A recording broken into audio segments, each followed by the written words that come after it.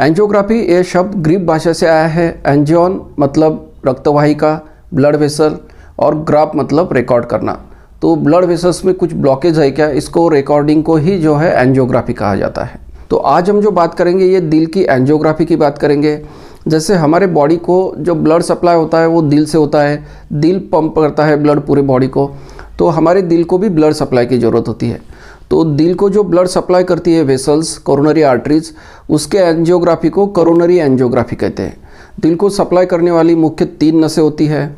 हमारे जो left side है उधर होता है लेफ्ट मेन कोरोनरी आर्टरी, आगे चल के ये 2 इसमें डिवाइड होती है, left anterior descending and left circumflex artery, और राइट साइड पे होती है राइट कोरोनरी आर्टरी। तो इस एंजियोग्राफी टेस्ट में क्या होता है कि दिल के कौन से वेसल में ब्लॉक है, कितना परसेंटेज ब्लॉक है, ये पता चलता है। एंजियोग्राफी कब की जाती है, कौन से मरीज़ को ये करने की सलाह दी जाती है? जिन लोगों को चलते वक्त सांस फूलती है, जिनको एंजाइना की शिकायत रहती है, मतलब चलते वक्त छाती में दर्द होता है या कभी कभी बैठते वक्त भी छाती में दर्द रहता है। इसके अलावा जिनको जो है हार्ट अटैक आ चुका है, उन पेशेंट्स को भी एंजियोग्राफी करने की सलाह दी जाती है। अगर आपको बेचैनी महसूस होती है और आपका ईसीजी कराया गया है और उसमें चेंजेस दिखाई दे रहे हैं, तो ईसीजी में चेंजेस है तो वो देख के आपको एंजियोग्राफी करने की सलाह दी जाती है।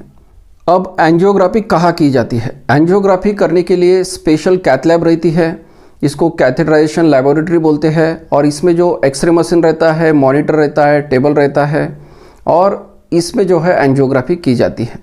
काफ़ी सारे पेशेंट्स हमें सवाल पूछते हैं कि एंजियोग्राफी करने से पहले हमें कौन सी दवाइयाँ खानी चाहिए, कौन सी नहीं खानी चाहिए। तो आपकी जो दवाइयाँ चल रही है वो आपको खानी है। अगर डायबिटीज़ की दवाई है तो उसको आप अवॉइड करें। आपकी दवाइयाँ एक बार आपके डॉक्टर को दिखाएं और उनसे भी सलाह लें कि इनमें से मैं कौन सी दवाई खाऊँ। अगर खून पतला करने की दवाइयाँ चल रही है तो वो ज़रूर खानी है। इसके अलावा एंजियोग्राफी के दिन आपको सवेरे हल्का नाश्ता करना है, और एंजियोग्राफी करने से पहले 2 से 3 घंटे तक आपको कुछ खाना नहीं है। एंजियोग्राफी करने के लिए लगभग 15 से 20 मिनट का समय लगता है। एंजियोग्राफी करने से पहले आपको जो है रिकवरी रूम में लिटाया जाता है, आपका ड्रेस बदला जाता है। इसके बाद आपको कैथ लैब में लेके जाते हैं। कैथ लैब में एक टेबल पे आपको सुलाया जाता है, आपके छाती पे इलेक्ट्रोड्स लगाया जाता है। उससे क्या होता है, जो मॉनिटर रहता है उस पर कंटिन्यूस आपका ईसीजी दिखता है, आपकी जो दिल की धड़कन है प्रति मिनट कितनी है वो भी दिखाई देता है। इसके साथ साथ आपके हाथ में पल्स ऑक्सीमीटर लगाया जाता है, तो इससे आपका ऑक्सीजन सैचुरेशन है इसकी भी जानकारी मिलती रहती है।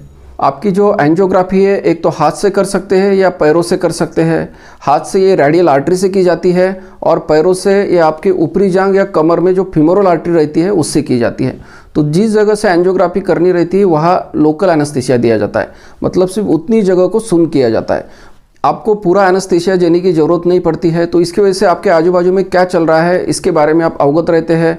आपको पता चलता है कि आजू बाजू में कौन बोल रहा है, क्या हो रहा है, आपकी क्या टेस्ट हो रही है, कहाँ से कैथेटर डाला जा रहा है। तो ये जानकारी आपको मिलती रहती है, क्योंकि आपको पूरी तरह से बेहोश नहीं किया जाता है। सिर्फ उतनी हिस्से में जो है लोकल एनेस्थीसिया दिया जाता है जहाँ से कैथेटर डालना है। फिर अगर हाथ से एंजियोग्राफी करनी है तो हाथ से कैथेटर डाला जाता है, और जो कैथेटर है हमारी आर्टरी से होके दिल तक पहुँचता है।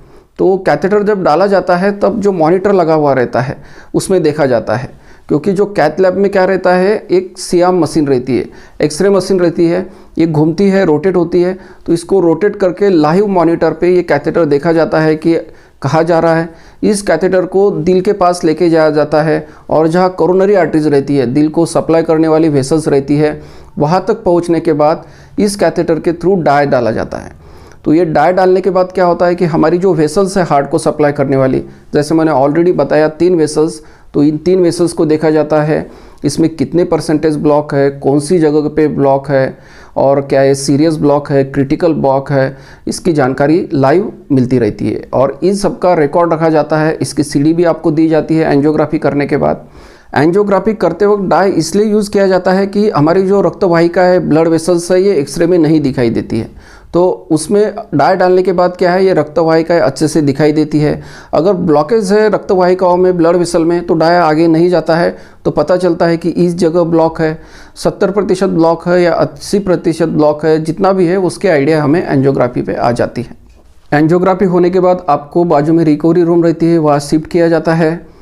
एंजियोग्राफी करने के बाद हमें कितने समय तक हॉस्पिटल में रहना पड़ेगा? अगर आपकी एंजियोग्राफी हाथ से होती है तो आपको ज़्यादा समय तक रहना नहीं पड़ेगा। आपको लगभग 2 से 4 घंटे रखा जाएगा। अगर आपकी एंजियोग्राफी जो है आपके ग्रॉइन से हुई है तो आपको 6 से 8 घंटे तक हॉस्पिटल में रहना पड़ सकता है। ये कैथेटर निकालने के बाद इसमें टाइट पट्टी लगाई जाती है। क्या एंजियोग्राफी करने के बाद चल सकते हैं? एंजियोग्राफी करने के बाद जो है ज़्यादा एक्सरसाइज करने की सलाह नहीं दी जाती है। 2 से 3 दिन तक रेस्ट करने की सलाह दी जाती है।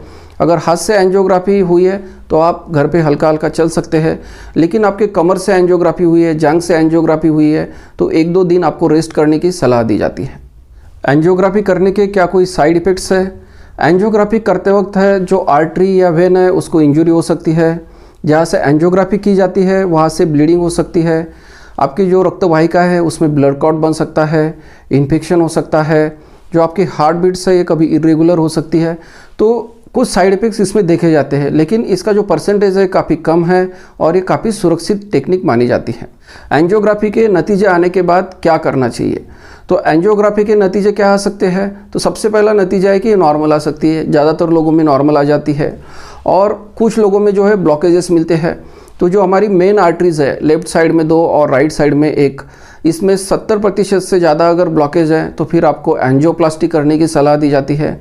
अगर ये ब्लॉकेजेस काफ़ी क्रिटिकल है, 3 ब्लड वेसल्स में है, इसके अलावा जो लेफ्ट मेन कोरोनरी आर्टरी है इसमें ब्लॉकेजेस है, जो डिसीज़ है डिफ्यूज़ है, अगर आपको डायबिटीज़ है तो इन पेशेंट्स में फिर बाईपास करने की सलाह दी जाती है। एंजियोप्लास्टी में क्या करते हैं कि जो ब्लॉक है वहाँ बलून डाला जाता है और उस जगह को फुलाया जाता है और बाद में उस जगह में स्टेंट डाला जाता है, क्योंकि इस ब्लॉक को अगर फुलाएंगे और स्टेंट नहीं डालेंगे तो ये ब्लॉक दोबारा बन सकता है। तो स्टेंट डालने के बाद जो है ब्लॉक क्लियर होता है। तो इस तरह से एंजियोप्लास्टी की जाती है। आपको लाइफस्टाइल आपकी चेंज करनी पड़ेगी, नहीं तो फिर आगे चल के फ्यूचर में भी आपको ब्लॉकेजेस हो सकते हैं। तो आपको अच्छा खान पान रखना पड़ेगा, एक्सरसाइज करनी पड़ेंगी। इन चीज़ों के आप ख्याल रखेंगे तो आगे चल के जो है ब्लॉकेजेस होने का खतरा कम हो जाता है। भारत में एंजियोग्राफी की लागत क्या है? भारत में एंजियोग्राफी की लागत 7,000 से 12,000 तक आती है। अलग अलग सेंटर्स के अपने रेट है, वो कैसी सुविधाएं देते हैं इसके ऊपर ये रेट डिपेंड रहते हैं। वीडियो के अंत में एक बात मैं बताना चाहूँगा, अगर आप आपके डाइट पे ध्यान देंगे, अगर आप अच्छे एक्सरसाइज करेंगे तो आपको डायबिटीज़, हाइपरटेंशन, ब्लड प्रेशर और हार्ट में जो ब्लॉकेजेस है ये समस्या होने का खतरा कम हो जाता है। तो इसलिए आपको क्या करना है, शुरू से आपके डाइट पे ध्यान देना है। आपको डेली एक्सरसाइज करनी है। दिन में कम से कम आपको 45 मिनट से 1 घंटे तक जो है चलना है, ब्रिस्क वॉक करना है। ब्रिस्क वॉक के ऊपर मैंने एक अलग वीडियो बनाया है, ऊपर आई बटन क्लिक करके उसे आप देख सकते हैं। आपको अच्छा डाइट लेना है। तो इन चीज़ों का आप ख्याल रखेंगे, आपकी लाइफस्टाइल में बदलाव करेंगे तो आपको ब्लॉकेजेस होने का खतरा काफ़ी कम हो जाता है। दोस्तों, इसके अलावा आपका कोई सुझाव है या सवाल है उसे कमेंट बॉक्स पे लिखना ना भूलें। धन्यवाद।